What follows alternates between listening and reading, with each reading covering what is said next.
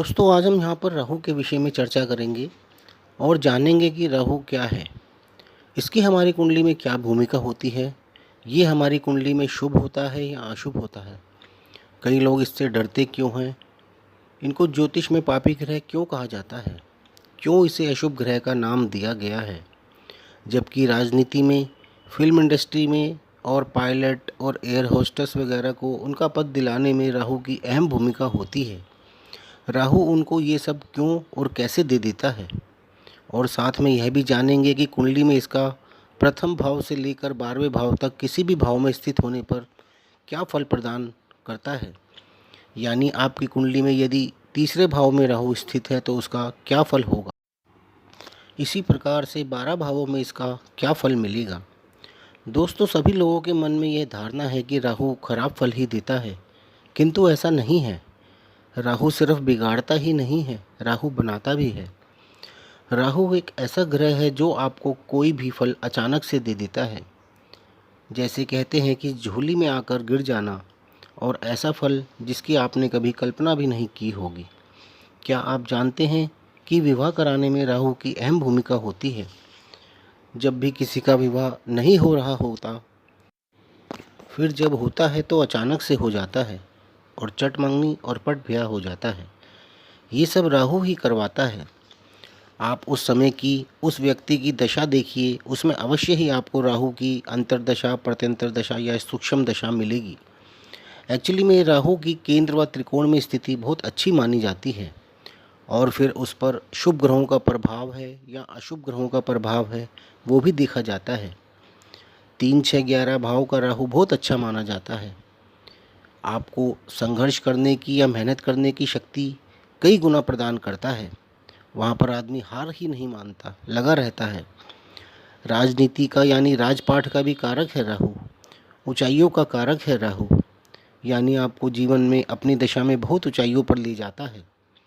कुंडली में यदि राहु अच्छी स्थिति में है तो आपको तेज बुद्धि वाला, धर्म का पालन करने वाला बनाता है, समाज में मान सम्मान दिलाता है।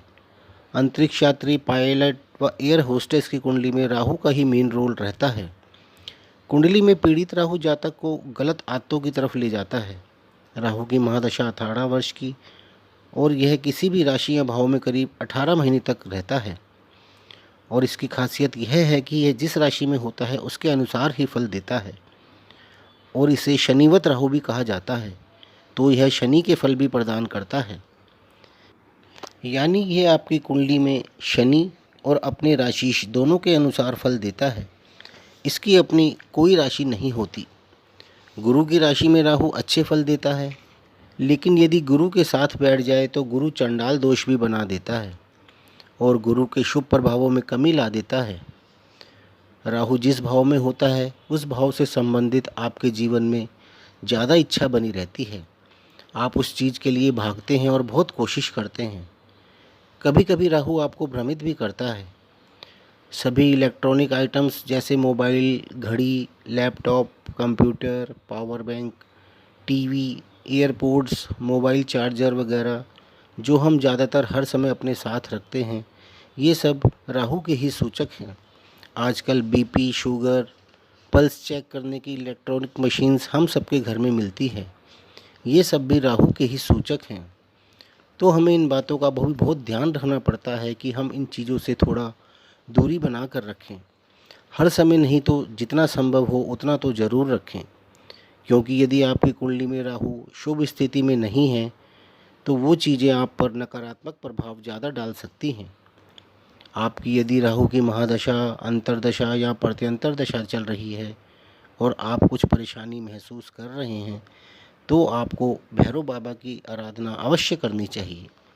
आप भैरव चालीसा भी कर सकते हैं, भैरव मंदिर भी जा सकते हैं, आप दुर्गा माता की आराधना भी कर सकते हैं। और जिस दिन राहु ने आपकी कुंडली में पॉजिटिव प्रभाव देने आरंभ कर दिए, उस दिन आप कहां से कहां पहुंच सकते हैं। केंद्र व त्रिकोण का राहु अपनी दशा अंतर्दशा में आपको राजयोग प्रदान करता है। यदि राहु किसी ग्रह अथवा ग्रहों के साथ युति करता है तो उसे ग्रसित भी कर लेता है। किसी भी कुंडली में राहु मन की स्थिति से संबंधित होता है। जो कि किसी के उत्थान या पतन का कारण भी हो सकता है। बृहस्पति की राशि में और बृहस्पति से दृष्ट राहु अच्छा माना जाता है। राहु केतु आपकी कुंडली के योगों के प्रभावों को बहुत बढ़ा सकते हैं। आइए जानते हैं कि विभिन्न भावों में राहु के होने का क्या परिणाम होता है। राहु जब किसी जातक की कुंडली में प्रथम भाव में यानी लगन में होता है और यदि वहाँ पर मेष, सिंह या धनु राशि होती है तो जातक चरित्रहीन, स्वार्थी, अड़ियल व घमंडी हो सकता है। कर्क, कन्या व मकर राशि में होने पर बहुत ज़्यादा शत्रु देता है। ऐसा जातक चोर भी हो सकता है। यदि यहाँ पर वृषभ या वृश्चिक राशि है तो वह अपनी पत्नी व धन के मामले में विश्वास पात्र नहीं होता। पहले भाव में जब राहु होता है तब जातक को राहु की दशा में अपनी पत्नी व पार्टनर के प्रति सावधानी रखनी चाहिए। राहु जब दूसरे भाव में होता है तब जातक की वाणी कठोर हो जाती है। वह झूठ बोलने वाला, अस्पष्ट भाषण करता, शीघ्र उत्तेजित होने वाला होता है। यदि यहाँ पर स्थित राहु पर शुभ दृष्टि आ रही है तो ऐसा जातक राजा से धन प्राप्त करता है और सुखी होता है। और यदि द्वितीय भाव में स्थित राहु पर अशुभ दृष्टि आ रही है तो जातक धोखेबाज, मन में छल कपट व उसकी प्रवृत्ति अनैतिक तरीके से धन कमाने की होती है। तृतीय भाव का राहु बहुत ही अच्छा होता है। यह राहु की बहुत ही अच्छी स्थिति मानी जाती है। ऐसे जातक में आत्म संयम व आत्मशक्ति बहुत ज़्यादा होती है। यहाँ स्थित राहु यदि अशुभ ग्रहों से दृष्ट हो तो भाई बहनों के लिए शुभ नहीं होता और वह जातक से साहस व जोश में भी कमी ला देता है। शुभ ग्रहों से दृष्ट राहु आपको एक अच्छा खिलाड़ी भी बना सकता है। आपके अंदर साहस व जोश प्रचुर मात्रा में होता है। तीसरे भाव का राहु जातक को अपनी दशा में बहुत ऊंचाइयां प्रदान करता है।